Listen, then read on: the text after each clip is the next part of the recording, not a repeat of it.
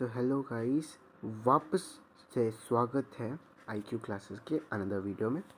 इस बार हम लोग बात करने वाले हैं डिज़ोल्व तिब्बत एक्ट के बारे में, जो कि US गवर्नमेंट ने पास किया है इन जून 2024। ओके, तो ये एक थर्ड नोटेबल एक्ट होगा by the US government after Tibetan policy act 2002 में जो बना था, Tibetan policy act and Tibetan policy and support act 2020 का।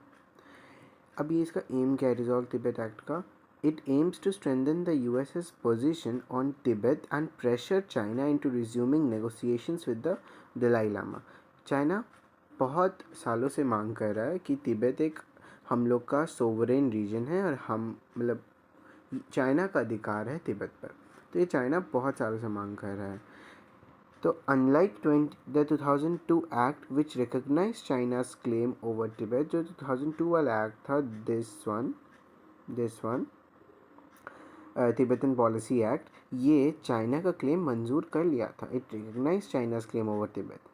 लेकिन जो रिजॉल्व तिब्बत एक्ट जो अभी आया है, it directly challenges this claim. It is fully against it now, जो रिसेंट वाला है। Okay, since 2003 India has recognized Tibet autonomous region as a part of China following the signing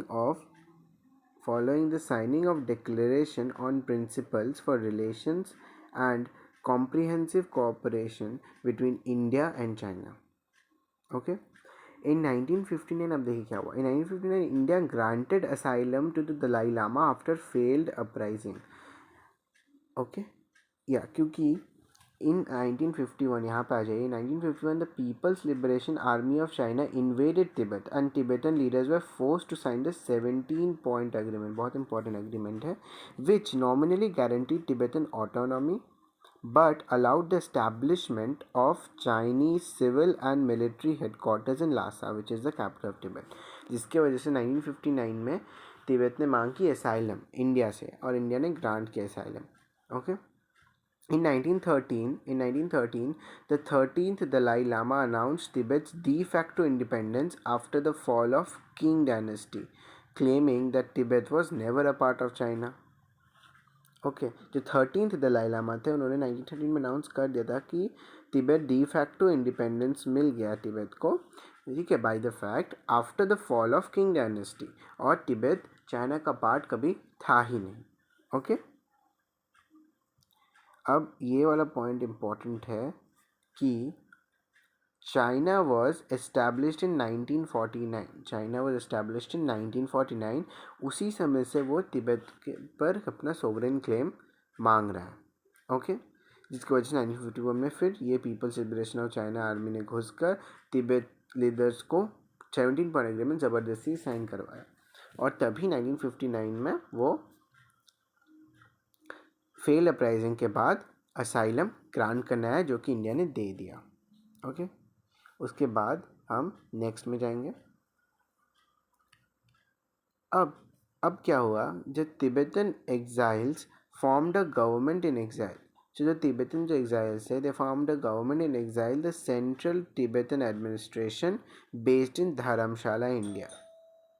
धर्मशाला जो कि हिमाचल प्रदेश में है, वहाँ पे इन्होंने सेंट्रल तिब्बतन एडमिनिस्ट्रेशन अपना गवर्नमेंट इन एग्जाइल फॉर्म किया तिब्बत में, और वहीं से दलाई लामा को पॉलिटिकल और रिलीजियस लीडर घोषित कर दिया गया। लेकिन जो 14th दलाई लामा है, जो तेंजिन ग्यात्सो है, जो करंट दलाई लामा था 14th इन लाइन, उन्होंने कहा कि मैं सिर्फ रिलीजियस लीडर बनना चाहता हूँ, मुझे पॉलिटिकल लीडर नहीं बनना, जिसके वजह से अभी वो सिर्फ और सिर्फ रिलीजियस लीडर है। ओके, और दलाई लामा के बारे में कुछ जान लेते हैं। Dalai Lama belongs to the Gelugpa tradition of Tibetan Buddhism.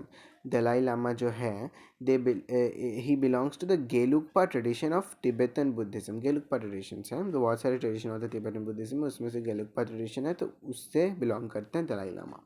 और जो 14 दलाई लामा तेंजिन ग्यात्सो, उन्होंने ये भी अनाउंस किया कि मेरे बाद ऐसा हो सकता है कि कोई भी दलाई लामा ना बने इसके बाद, ठीक है, क्योंकि इन लोग में एक ट्रेडिशन होता है दलाई लामा को खोजने का। ये पिछले वाले दलाई लामा के ही इनकारनेशन होते हैं। ओके, तो ये इनको 13 दलाई लामा का इनकारनेशन बताया गया, इसलिए इन्हें बताया गया। और बहुत सारे फिर रिलीजियस थिंग्स और सब रिचुअल्स फॉलो होते हैं और दलाई लामा फिर बनते हैं रिलीजियस लीडर। ओके, तो ये थी एक शॉर्ट सेशन रिजॉल्व टिबेट के, बिकॉज ये बहुत ज़्यादा इंपॉर्टेंट है अभी इंडिया, चाइना, यूएसए के पर्सपेक्टिव से। तो इसलिए अगर आपको ये वीडियो अच्छी लगी, कुछ नॉलेज मिला, तो प्लीज़ लाइक कीजिए, प्लीज़ सब्सक्राइब कीजिए और हमारे चैनल को, ताकि हमारा चैनल ग्रो कर सके और आपको हम ऑथेंटिक से ऑथेंटिक इन्फॉर्मेशन दे पाए जो कि एक पूरी तरह से सच हो। तो इसलिए कमेंट भी कीजिएगा, शेयर भी कीजिएगा अपने दोस्तों के साथ।